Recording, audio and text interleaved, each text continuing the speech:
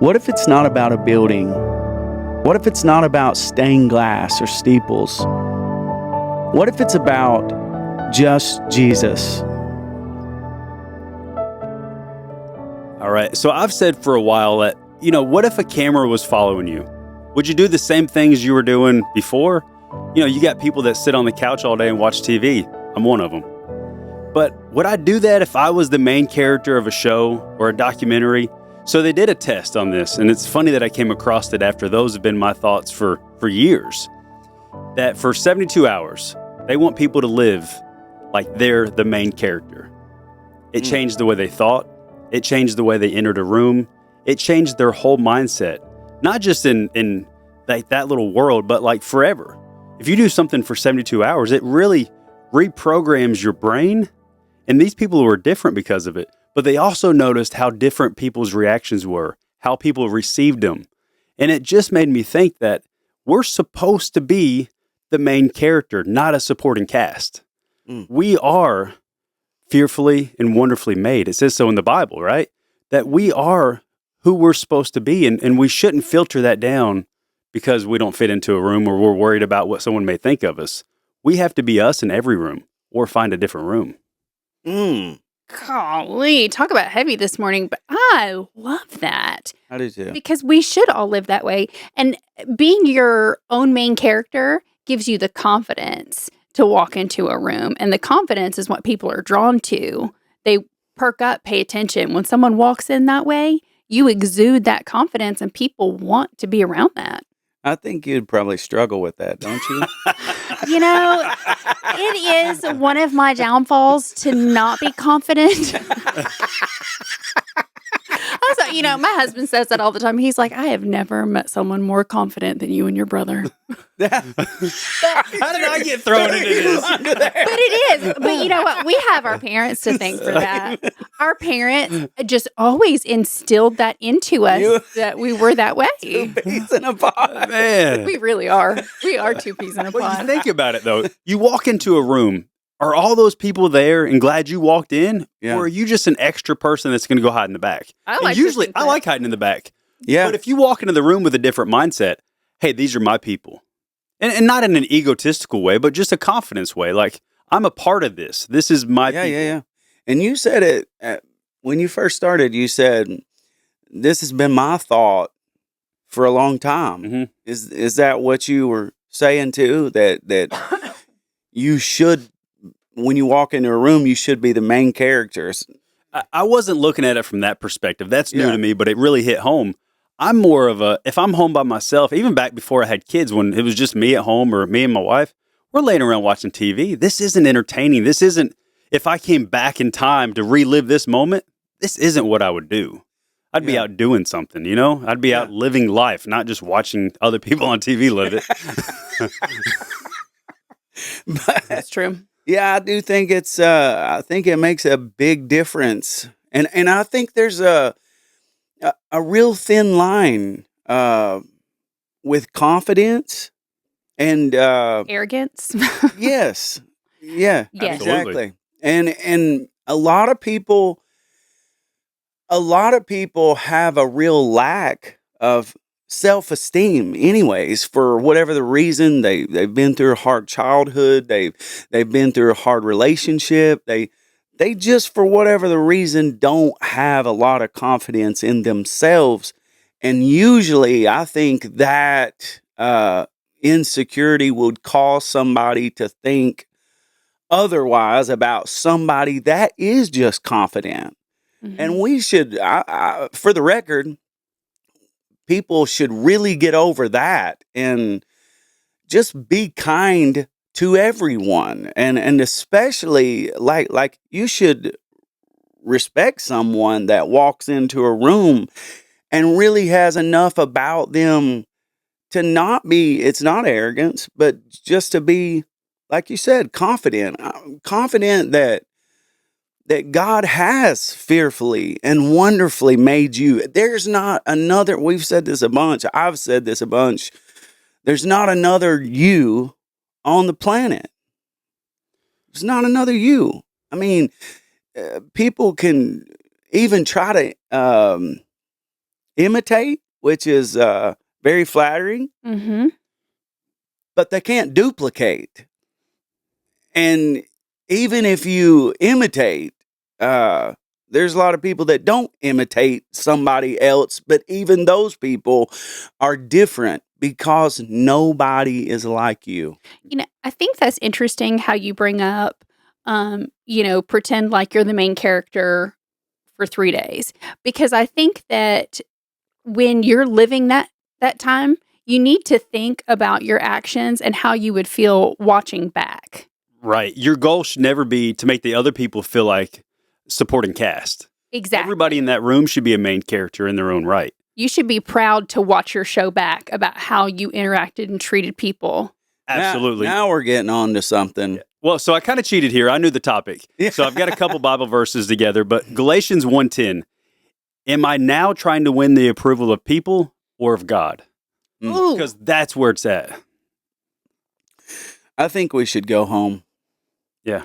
But- I agree with you. I mean, dude. this is powerful. And go ahead, Savannah. Don't you need to not necessarily win the approval of people, but, kind of endear yourselves into people's hearts to win the approval of God, right? I'm so glad you said that because that's exactly what makes me think of this. And it's that we don't have to worry about stepping on everyone's toes because I think that's where we get nervous. We allow ourselves to get embarrassed for things that aren't embarrassed because, oh, what if I offend somebody or what if I misplace and I make them feel awkward? Mm-hmm. No, Yeah, we yeah, have yeah. to be our best selves. If they can't handle that, we're not always responsible for their lack of being able to handle us. Yeah, Right. and most of the time, man, I keep going back to this, but I think it's really important too that if you're not able to be confident, you could say that 1,000 times. Hey, let this change your life, and you walk into the room and be the main character. I'm saying most people can't do that. I'd say a lot of people wouldn't know how to do that because too many people are just so insecure they can come across to others like if you were being the main character and you were confident, they take it as you're arrogant. Mhm. So they're not accepting to you being that. Of course. Which is why there's a lot of jealousy. But if you act like you are the main character and you're confident, you don't have any insecurities, so you can accept everyone. Like you're not in this against people. You're not in a competition with nobody. If you can think of that, I mean, this is really powerful what you're talking about. It really is, because if you can live your life and not be in a competition with anybody, Yes. you're not keeping up with the Joneses. You're walking in the beat of your own drum, fearfully and wonderfully made, just the way God made you. And when you get around anybody, I'm not jealous of you. I'm not afraid to share the limelight with you, the Jesus light with you. Like, we need to be sharing it with each other. You bring to the table something nobody can. You bring to the table something I have to be able to, because there's not another me. We just need to figure out what that is, and that will give us the confidence to walk in the room like the main character. You're absolutely right. And that made me kind of recap on what you said there, Corey, is it's not about being egotistical. It's not about having an ego or thinking we're better than anyone else. Yeah. You could be the nicest, most humble person and be the main character. Mhm. Man, that's really good. And I think too, like many times we see people prospering. Well, first of all, a lot of people have a problem with, you live in that prosperous life. God even said, I want you to prosper Right. and to be in health. I would that you prosper and be in health as long as your soul prospers. Well, guess what? If you're not confident in the way God's made you, and you're not walking to the standard that God has, to the bar that God has called you to walk to believe that you are special, that you are wonderfully made, if your soul is not prospering, it's because you're living in some way with something that is rooted in you with bitterness or with striving with people and contending with people and jealousy. And the Bible says where there's bitter envy and strife, there is confusion and every evil work. Man, let's just give that a little time to settle in, because that's why you have a pastor on the show. That was great. Oh, man. Yeah, no kidding. Man, I think your soul has to prosper. I think when God, you get in line with your soul and God who made you, and then your physical character, you come at peace with yourself. When you come into peace, a lot of people say love yourself. I didn't say that. That's not biblical. God never said love yourself. He said love me, serve me, and with that I will give you a peace that surpasses all of man's understanding. So it's peace with yourself and in your soul and with God.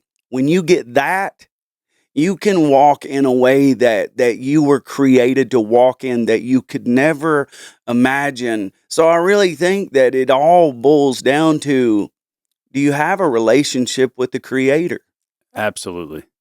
I think when all of those things align, though, that's when you truly can literally let your light shine. People see that because it just kind of bursts out. Yeah.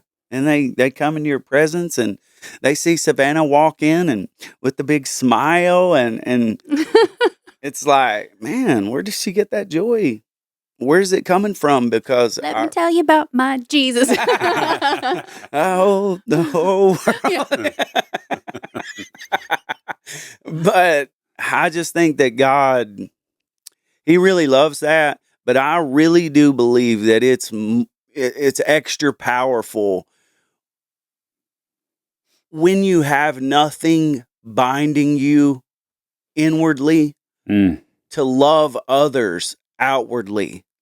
Because He didn't say love yourself. But if you have peace through God with yourself, then you can love others. And He definitely did say that, to love others. That's a huge contradiction to everything that you hear out in the world right now. You can't do this because you've got to love yourself. You have to love yourself to have growth. You have to love yourself to love others. Yeah. That's what everything that you hear and know and you think. I don't love myself. Yeah. If you can't, say that again. I was going to say something else in my own thoughts, but I wanted you to just say that thought again. What you just said. Everything you hear out in the world is that Yes. you have to love yourself.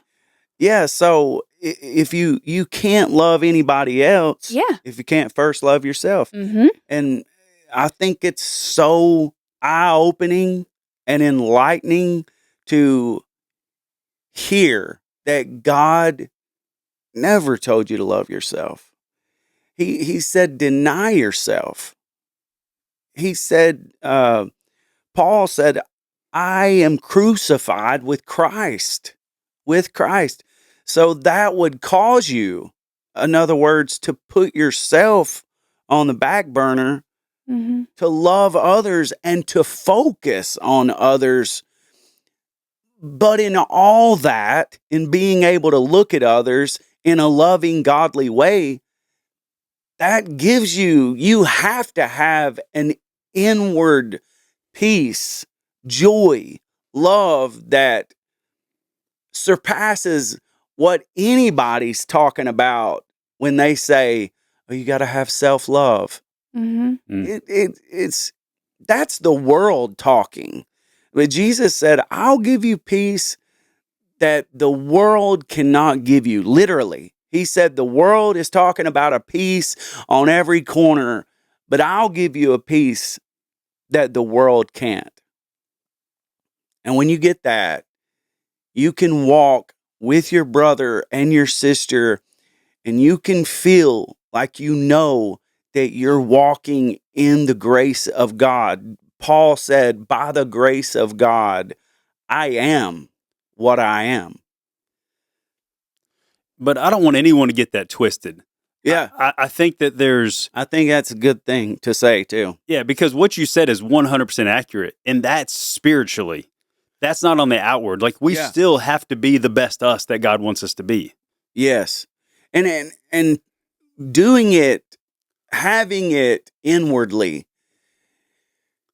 If you could just imagine something like running into a cup and it just overflowing. Yes, there we go. That David said, you anointed my head. It's the anointing, it's the grace, it's the favor of God.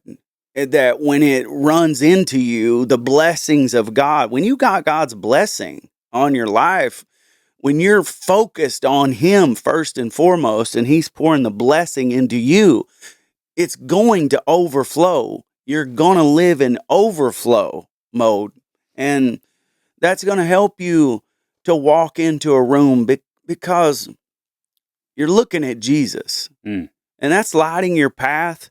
He said, I'll be a lamp to your feet and a light to your path. And it just, the world's dark. The world is confused in so many ways, from the top down. And when you get to walking with Jesus and your path begins to light up and you know where you are, that makes a huge difference for your confidence, because it's really not coming from you outwardly. It's coming from Him inwardly. And man, going off confidence, I always tell my kids, if you get embarrassed, that's because you allow yourself to be embarrassed. You know, that's a physical, internal feeling. No one else is embarrassed. But I That's think good. that's one of the main tests on, are you a main character in your story? Yeah. How does the main character accept embarrassment? You know, because, man, a lot of times, especially when we're younger, we try to hide it. You know, you trip, you just keep walking like no one saw it. Like, that's everybody saw it. I still do that as an adult. You know, I'm like, oh, I don't. I always go back and check it. Like, I think is that good over here? Like, something's wrong with the sidewalk. That's off a millimeter. You know? Yeah, I think that slab's raised on the corner there Yeah. at that joint. What is it they say on stairs? If you take one step and you elevate it, I think a quarter of an inch, everybody will trip on it. You're so accustomed by like the fourth Yes. step that you can't accommodate that extra quarter. Wow. Hmm. That's true. And I've walked down and up steps like that a ton of times where one step is the level is shorter, Yeah. and you'll literally trip up and maybe fall down the step. Have you seen that video of Steph Curry when he's dribbling? He's going between his legs, and all of a sudden the ball just takes off. He loses it. Yeah. And most of us would think, oh, man, I messed up. He didn't. He took the ball back. He's like, there's a bad spot in the floor. And he was right. he was right. Yeah. Man, what kind of floors are we walking on? There's a lot of bad floors. So I always go back and check, you know, like somebody messed up the concrete over here. Look, I was right. There it is. Oh, I heard a great saying once by a minister that said, and I think it comes full circle back to what we started out with is go where you're. This is big too. Go where you're celebrated, not just tolerated. oh man, if we could use that as adults. Yes, because all this time we've talked about this, walking into a room, walking into a place, but how many times with confidence and being the main character, but how many times do you walk into a place to where in others' eyes, you're not going to be the main character. They're not going to allow that. Yeah, you're the villain, Yeah. Mhm. The not the main nemesis. character. Yeah. Yeah. I mean, geez. Have you guys heard the funeral theory? It's super cool, and it was so humbling. We spend our whole lives worried about people, worried on who we upset, who we made mad, who we want to keep happy. But they interviewed a funeral director, and he said, in every funeral I've ever been a part of, all the people that comes, thousands, hundreds and thousands, and probably at this point, almost millions, right? His whole life, he's been a funeral director. He said in every funeral, there's about 10 people that cry. There's a handful of people that look sad, and a handful of people that just tell jokes, and then the other ones just don't want to be there. This is your whole life. Comes down to 10 people crying.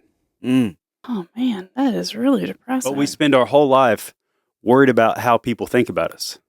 Yeah. Huh. Wow, I didn't mean to turn the mood there, but No, it turned it in a good way. Because, like, what do they say? In your life, you get, I think I've heard a lot of people say that you may have 3 very, very good friends. If that, if you're lucky to have that. When you live this life, you know, a lot of people, you think when you die, it's 19 whatever dash 2000 whatever, and your life is that little teeny tiny dash. How are you dashing out of here? When you walk in to every place, know that you were born for a reason and a purpose. In such a time as this, you could get overwhelmed for the things that's going on, the news and the violence and the confusion. But you were born for this. You were born to shine. You were born to soar. You were born for a purpose and to walk in God's glory. You are fearfully and wonderfully made. Walk into the place like you know that, and then everyone else will know that. Be blessed.